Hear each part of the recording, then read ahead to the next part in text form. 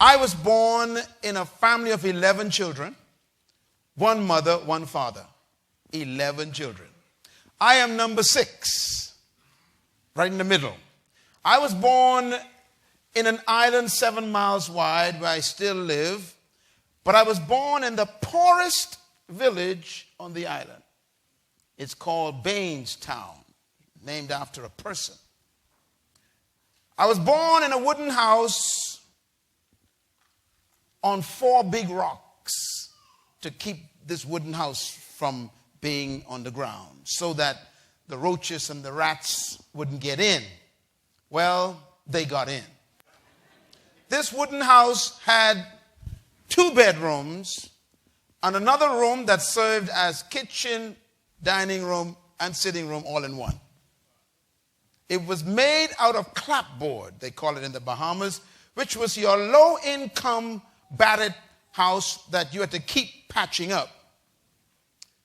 1 bedroom was for my mother and father. The other bedroom was for my 7 sisters. So there were no more bedrooms.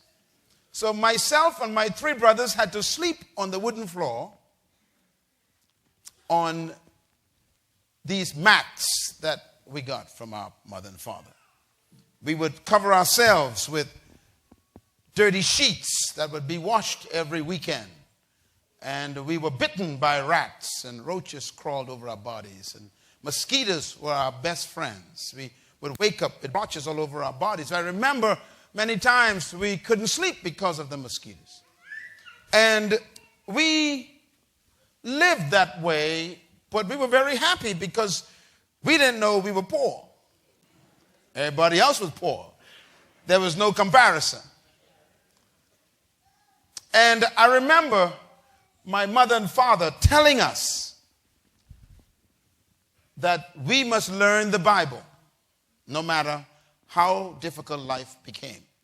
And they would teach us from this book about God and about Jesus Christ and about his sacrifice for us. And as kids, we grew up with those conditions. And as you grow older, you begin to question, why are we poor? Because you begin to see other people's lifestyles. And I remember crying out to God one time at age 13. I said, if you exist, you got to speak to me and explain this to me. And it was at age 13 that my life was transformed.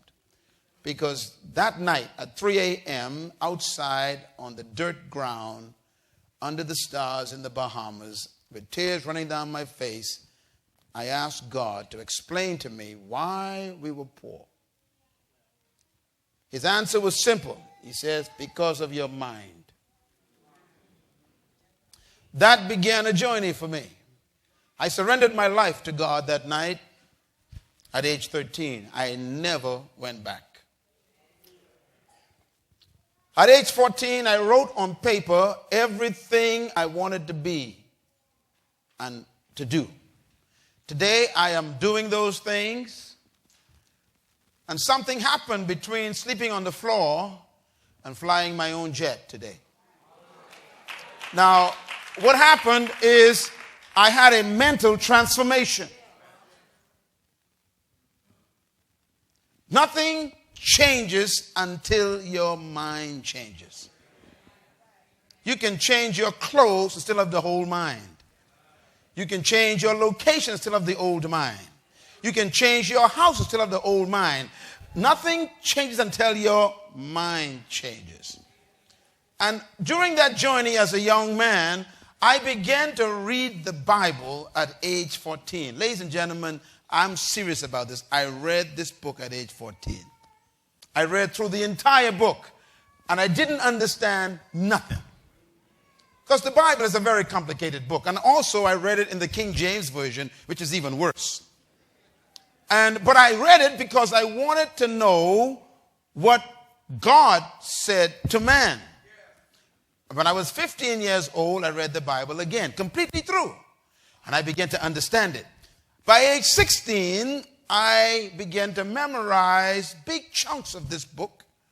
And my school lessons went from F to A. I became an A student because of this book. I graduated top of my school in high school because of this book. It taught me that nothing was impossible. So my whole life was changed because I fed myself new information from that book, which changed my concept of me. And I discovered things like this. The greatest tragedy in life is not death. Some people think that when someone dies, that's the worst thing that can happen to you. That's not true.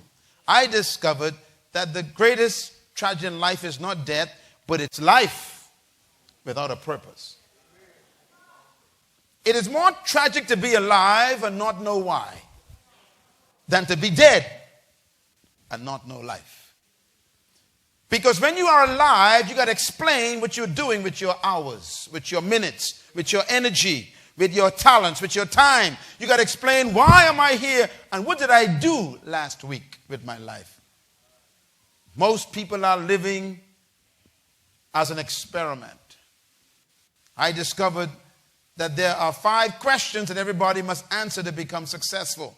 I discovered these when I was 15 years old. Write them down. The first question every human must answer to become successful are these questions. And every one of you in this room got to deal with these questions. Question number 1, who am I? It's a tough question. And some of you think you've answered it, but it's not an easy question to answer. Normally when I ask people who you are, they tell me what they do. I didn't ask you what you did. I asked people, who are you? They say, I'm a nurse. I didn't ask you what you did. I want to know, who are you? How do you identify yourself? You shouldn't confuse yourself with your career. Your career is temporary. That means when you lose your job, then you lose your life. Who are you? Second question you must answer is, where am I from? Very important question. It's a tough question.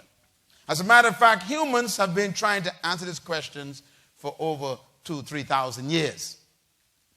Today, they have been even attempting to say that you are from monkeys.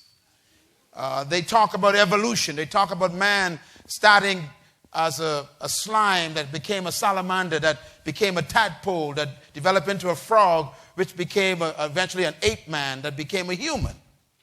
Well, I don't know about you, but I ain't no ape, and I ain't no tadpole. But they try to explain that you came from some big bang that caused some genetic coding in the slime, in the abyss of 6 billion years ago, all this stuff they talk about. They're trying to explain where you're from. You see, until you know where you're from, you don't know who you are. What is your source? Where did you come from? It's a very important question. And the third question I had to answer and grapple with is, why am I here? That's a tough question. Why were you born? Why were you conceived? Why are you on this planet right now? Why did you come to earth? These are tough questions. And the person sitting behind you have not yet answered that question. Because it's a hard question. We don't even like to think about it. Why am I here? We ask that question silently. We don't talk about it publicly much. Because we are afraid we don't know the answer. Why were you born? I mean, they said when a man has sex with a woman and he releases semen into a woman, scientists have proven that over 600 million sperms rush toward the egg. And only one makes it. And guess who that was? And my question is, why did 599 million sperms die so that you could live to come to this planet? Was there a reason why the divine creator chose that specific sperm for you to come at this time? Why did you come here? It's a tough question. You didn't come here just to make a living and pay bills and then die.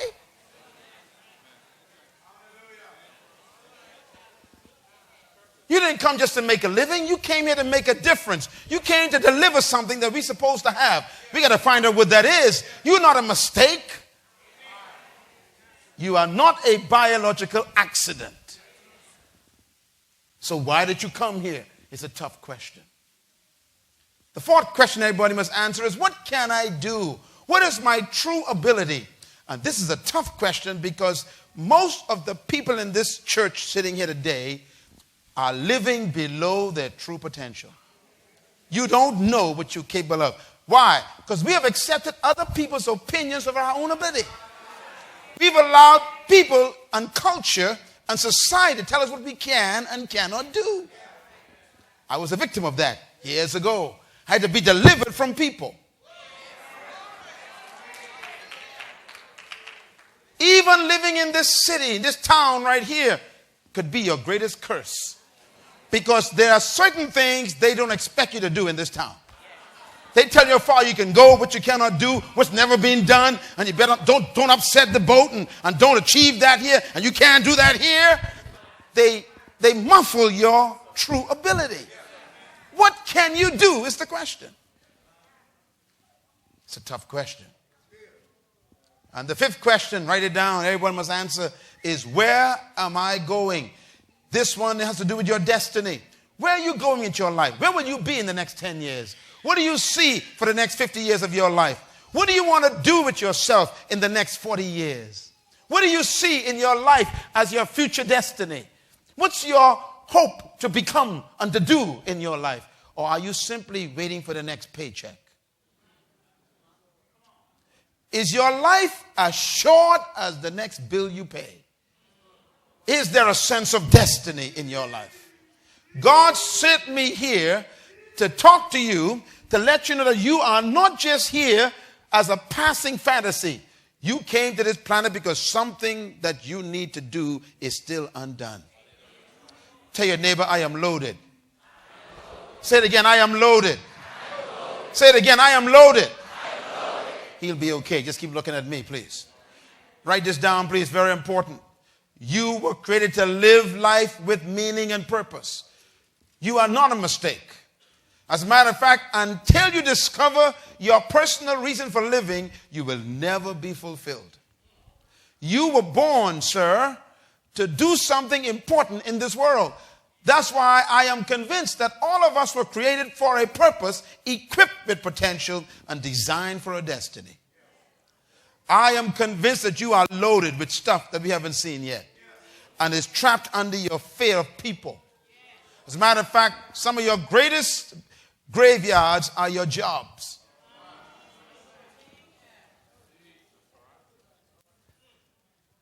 Nothing can bury you faster than a career that you're trapped in. You were born to do something that the world needs. And that's why until you discover your purpose, you can never maximize your potential. I'm going to explain that to you in a few minutes before we go. Your purpose, madam, is the most important thing for you to discover. Because when you find your purpose, you automatically find your potential. And when you find your purpose and potential, you become unstoppable. No human opinion can touch you when you discover your purpose in life. Oh, I'm about to shout all by myself. This is why you and I had to meet tonight. I had to fly all day from my country to come here because God is saying, I'm going to fix you this year. I'm going to break free this year. I'm going to open you up this year. This year you are going to launch into things you never thought you could do. This year is your year of breaking out. Say breaking out. Say it loud.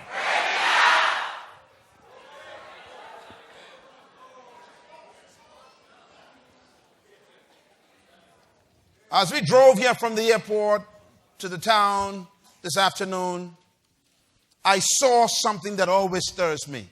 And it makes me ask a question I asked when I was 17 years old. I asked this question: what is the wealthiest spot on planet Earth? Where is the greatest wealth on earth? And someone says, well, maybe it is the gold mines of South America, or it's the diamond mines of South Africa, or the oil fields of Iran, Iraq, and Kuwait, or maybe it is the silver mines of Peru, or maybe it's the oceans of the Caribbean with all that seafood. What is the wealthiest spot on earth? I found it. The wealthiest spot on earth is right here in Marion. I saw it today. The wealthiest spot on earth looks just like this. It's the cemetery. Why is the cemetery the wealthiest spot on earth? Do you know why? Because